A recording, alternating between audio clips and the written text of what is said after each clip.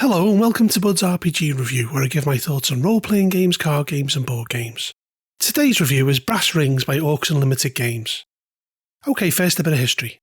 Released in 2020 as a 32-page PDF and print-on-demand available from DriveThruRPG, Brass Rings describes itself as a casual play RPG about what are essentially steampunk rodents that live amongst the rings of Saturn, seeking adventure via exploration in search of resources. They use airships and trains, and their coin of trades are washers. Think a far less complicated version of Mouse Guard, set in space using Orcs Unlimited's open Orc system. To the cover. It's an okay-ish piece of art, but nothing to write home about and uncredited. Onto the inside. Moving past the table of contents, we get to the steps required to roll up a character. First, you settle on a name and a concept. Second, you decide on the rodent type. They can do anything that type of rodent could do, for example flying squirrels can glide. Thirdly, you decide on abilities that fit your concept. There are 3, intelligence, charisma and physique, and each starts with 1 dot in it, and players can fill in 2 more dots. Step 4 is deciding on skills to fit your character concept.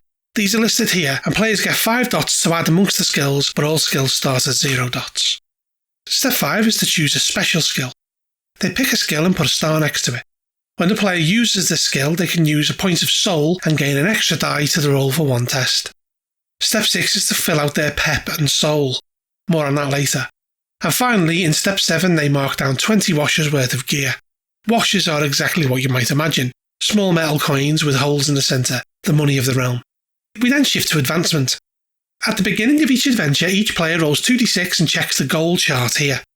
This gives them something they need to achieve the next time they play in order to gain advancement points. They can be used to raise skills, abilities and gain pep and soul. The things to achieve are interesting, things like That's Not a Knife, in which they have to use a prop to bluff their way through, or Got My Hat, which is to retrieve a personal item during an escape or chase. We then move on to gear, with a price list in washers for basic things like rations, tents and bedrolls. After this is a table of guns along with their ranges, cost and ammo, hand-to-hand weapons and armour. This is followed by a section on gadgets. We have interesting things like power gloves, leaping boots and even a steam-powered exoskeleton. After this we move on to places. This details some of the interesting things to visit in the Rings of Saturn, such as Cheese's Outpost, a goat herding community and cheese factory. The Clock Hills, which has an 8-foot-tall tower in the centre of town. Don't forget, the rodents are rodent-sized, so that is quite big to them. There is the Great Tree where the Royal Palace sits, and even Pete's Peanut Parlour, a place where adventurers go to gather, trade tips and drink. There is the Great Pond, an ocean of 155 yards in length that has never been fully surveyed, and Ratfall, a rowdy pub in the docks of the Great Pond. Saturn's rings themselves are around 100 miles deep, with only one, the F-ring, having been explored or inhabited. They are littered with the lost artefacts of a mysterious group known as the Forerunners, and these are highly sought after by adventurers. Along with the rodents, there are other creatures, bugs. These come in all sorts of shapes and sizes, things like crickets, beetles, scorpions and locusts, as well as roaches, cicada and even butterflies. It touches on the traps left behind by the Forerunners, detailing spider drone traps that are programmed to find rodents and entrap them. There are other additional inhabitants of the ring, such as sky jellies that drift on the wind currents and have paralysing tentacles. There are the killer koi, the scourge of the lakes that have sharp teeth and like to devour the rodents. The slime, the only native species of the rings, that is a fast-moving acidic jelly that can dissolve a rodent quickly. The caiman, that is even more dangerous than the killer koi, and there are red-eared sliders, hard-shelled amphibians that live in ponds who are amazing swimmers. Some rodents have learned to use them as mounts. There are garter snakes that are aggressive towards bugs, though usually fine with rodents. Ducks that are considered a bit too large for most rodents to ride, and lastly, the micro-goat that the rodents milk for cheese.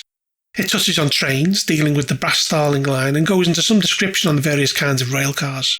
It gives some attention to airships, giving details on the interior as well as the different speeds for the different types, and detailing the ship's cannons. Following this we have 2 pages with adventure ideas on them, and then we move on to the actual mechanics of the system. It relies upon characters hitting a target number. They roll a number of d6 equal to the amount of dots that they have on an ability that will govern the skill. For example, if they wanted to climb a rock wall, they would use the amount of dots in their physique.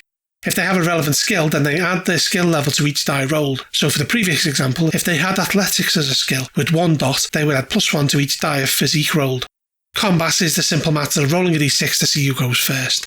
This is re-rolled every round, and attacks are made like every other skill test, with the GM assigning the skills and abilities to be used.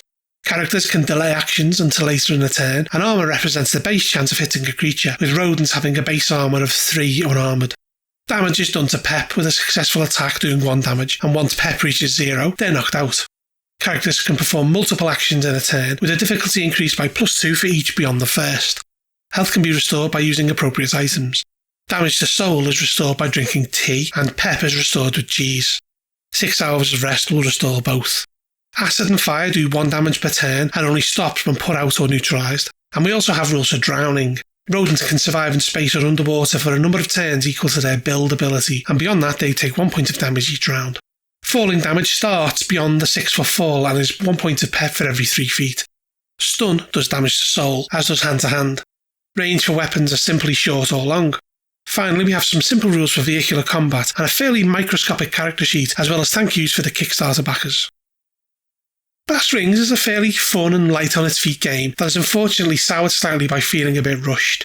Pep and soul are never explained, and although it says you start on full, this is not indicated until you get to the character sheet at the end. Additionally, the entire supplement is filled with spelling mistakes and grammatical errors that I found incredibly distracting, as well as some poor formatting choices. The idea of rodents living in the rings of Saturn seems simultaneously novel, while also feeling like it was pulled randomly from a hat of ideas. Also, strangely, there's more detail on the likes of train carriages and airship content than there are for things like stats for enemies, which I found slightly bothersome. I think it would be a decent game for kids as it's easy to learn, and its cutesy nature is quite relatable. However, my thought is that it may just be that bit too simple for a lot of gamers, as it lacks the layer of sophistication that the likes of Mouse Guard and Mouse Ritter have. I give it a 5 out of 10. If you enjoyed this review, please make sure to hit the thumbs up, subscribe to my channel and check out my other videos. Also, if you're interested in buying this product, put some links below. Lastly, if you like what I produce here, then maybe think about supporting me on Patreon or even becoming a member of my YouTube channel. Bud out.